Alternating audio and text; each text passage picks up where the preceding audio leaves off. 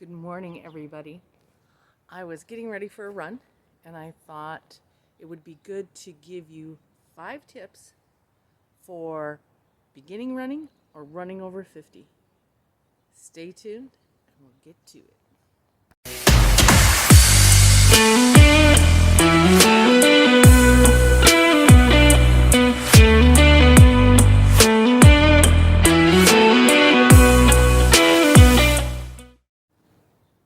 Hi.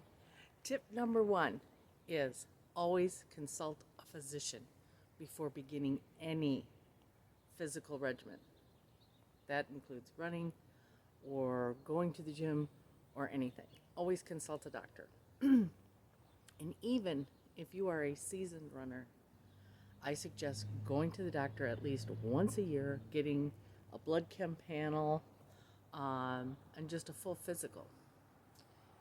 It can tell you a lot of things, believe me. The other is, if you have an injury, don't be like Terry, who suffered an injury on a trail run a few months ago and ignored it and thought she could play doctor and cure it herself. And it has done nothing but set back my running and frustrate me. So, Monday morning, I see a new sports med doctor. So always consult a doctor before running. Now, tip number 2.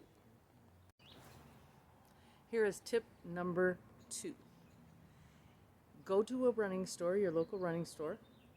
Have them do a gait analysis on you. Investing in a good pair of running shoes is going to help you avoid injury and give you a more comfortable run. Here are some of the shoes that I own. Now, disclaimer, New Balance is not a sponsor of the show, but if they would like to be, they could hit me up. But I have been running in New Balance shoes for many years. They serve me well, and I like what they come out with, but they are not the do-all end-all. So, for instance, I am a fluffier runner. I am also flat-footed. I have 0 arch. So I wear what is called a neutral shoe.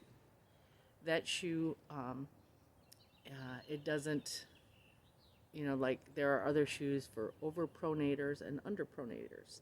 So I just have a flat foot. I don't need it to, I need stability. It doesn't need to go this way or this way to make up for the arch of my foot, because my foot is flat. So here's some examples of shoes that I own. Shoes I have on right now are the New Balance V1080 Moors. This is shoes come out with a new version of their shoes every year. This is the 2022 version. Let me see if I can tilt my foot a little. As you can see, because I'm flat-footed, I need a little bit more, and I'm a fluffier runner, I need a little bit more cushion. These give me a nice ride. These here are the 1080 V3 More trail shoe. Absolutely love these. If you're going to be hitting some hard trails, you're going to want a heavier shoe, a little bit more aggressive of a bottom. These two have a toe guard for, hitting sticks or whatever. Protects your toe. These here are the New Balance Trail Nitrals. And as you can see, they're very dirty because these are the ones I wear when the trail is really snowy and sloppy. And I have put some, they're called Yak Tracks. They're a little extra grip. So they are my muddy standby trail shoes. So there's some example of shoes. I can't stress that enough. Go be professionally fitted so you have a better running experience with less injuries. Now, I'm not a style icon by any means. I wear what's functional, what I like, and what feels good out on the trail. So stay tuned. I'm going to let you in on a piece of running gear that I have purchased that I'm over the moon about. After that, we will hit tips 3, 4, and 5. Stay tuned. Hey everybody. Sorry for the lighting mess. I'm doing this impromptu because I wanted to share this. These are my new running tights, and they are so amazing. I mean, I bought these first. They are fleece lined, so soft, nice deep pockets on both sides. I was so impressed with these that I bought a second pair. These are by far the warmest and most comfortable, comfy running tights I have ever had. If you are looking for, something even to wear like out that's warm, going somewhere or whatever, these are the bomb. I will link below and also on my newest blog. I hope you check it out. We're still adding stories and adding things to it, called Live Fierce Daily. But I like to share products I like or that I'm in love with, and I am definitely in love with these. They are so comfortable, and I've never had such comfortable running tights. You runners out there, you are constantly adjusting, and you are constantly pulling them up. Because these are high-waisted, they stay in place. I'm not constantly fighting with them. And because of the nice deep pockets, I can put my phone in there, my earbud base, and even a little poop bag for Austin. So anyway, I wanted to share this. These are amazing. And yes, I am an affiliate of Amazon, but I would recommend these even if I wasn't an affiliate. They are amazing. I will link below. And again, happy running. Oh. Hey everybody, we're back for tip number 3 for beginning and staying running over 50. Now, gone are the days where I could lace up my shoes and just head out the door and go run. I can't do that anymore. But the body doesn't let me. And it led to a lot of injuries. So here's tip number 3. Warm up, cool down. My warm up, I do a routine that I can link in the show notes. That is a 7-minute warm up, just to get the body, sending the body signals that, hey, we're getting prepared to do some physical movement. Then, when I head out the door, I do another walk warm up, just to raise that heart rate up. I will usually walk the block, starting from my house. I live at one end of the block, walk to the other end, get that heart rate up, and then I start running. And the cool down. The cool down is important too. The body needs to know, okay, we're done with this physical exertion, and we're gonna just calm down. So again, I will walk from one end of the block to my house to let that heart rate come back down. So I can't stress that enough. Warm up, cool down. Tip number 4 is the walk-run method. Jeff Galloway, if you go to the internet and you look him up, he promotes the walk-run method. And I've been doing this for years. When you're just getting into running, there's no, let's go out and run a 7-minute mile.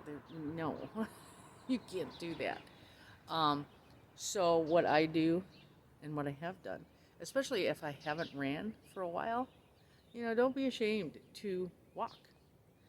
So when I started out running, I said, okay, I'm going to run to the end of the block, and then I'm going to walk. Then I'm going to run to the next stop sign and I'm going to walk. So a good rule of thumb to do is start out by, I'm going to run for 2 minutes, walk for 1. Start out doing that. And over time, not in the same run, but over time, increase it. Okay, I'm going to run for 3 minutes, walk for 1. I'm going to run for 4 minutes, I'm going to walk for 1. It just is an easier way to ease into running and enjoy it a little bit better. Tip number 5 is increase your time and your mileage slowly. Because I've seen so many people, I'm going to go out and run, and they have great intentions, and they just hammer it. I'm going to run, I have to get 30 miles in this week. And then they're sore, they hurt, and they quit running. Running is something for me that is enjoyable. You know, here in Michigan, if we have bad weather and I don't get to run, everything suffers. My emotional state, my mental state, and my physical state. They all suffer because I want to get out and run. I enjoy it. It's my time to enjoy. So that is my biggest, next to seeing the doctor, my biggest tip is don't increase your mileage too fast. And don't increase your times that fast. A good rule of thumb is 5 to 10% each week of your mileage that you did the week before or in your time. So, you know, and start out, if you want to start out walking, do 20 minutes of walking a day. Increase it to 25, to 30, to an hour, and then start running and use the walk-run method. I love running. I've been doing it for years. And, you know, believe me, when I get out of bed, things crackle and pop. So, you know, as you get older, there are going to be aches and pains. There's a difference between aches and pains and injuries, though, okay? There's going to be aches and pains. But believe me, a body in motion stays in motion. So I hope these tips have helped you. And please like and subscribe for more tips on running and just being healthy over 50. So get out and move today. And I totally forgot to tell you, livefiercedaily.com is up. My newest passion project. We're just adding blogs, or I am just adding blogs to it. So this whole video, if you want to see it in writing, go to livefiercedaily.com. Come there, we will be doing fun stuff. Stuff like this, we will be doing some do-it-yourself stuff, and you can come on adventures. I'm going to be doing a lot of camping and traveling this summer and racing. So anyway, check in at livefiercedaily.com. Make it a great day. Go out and move that body.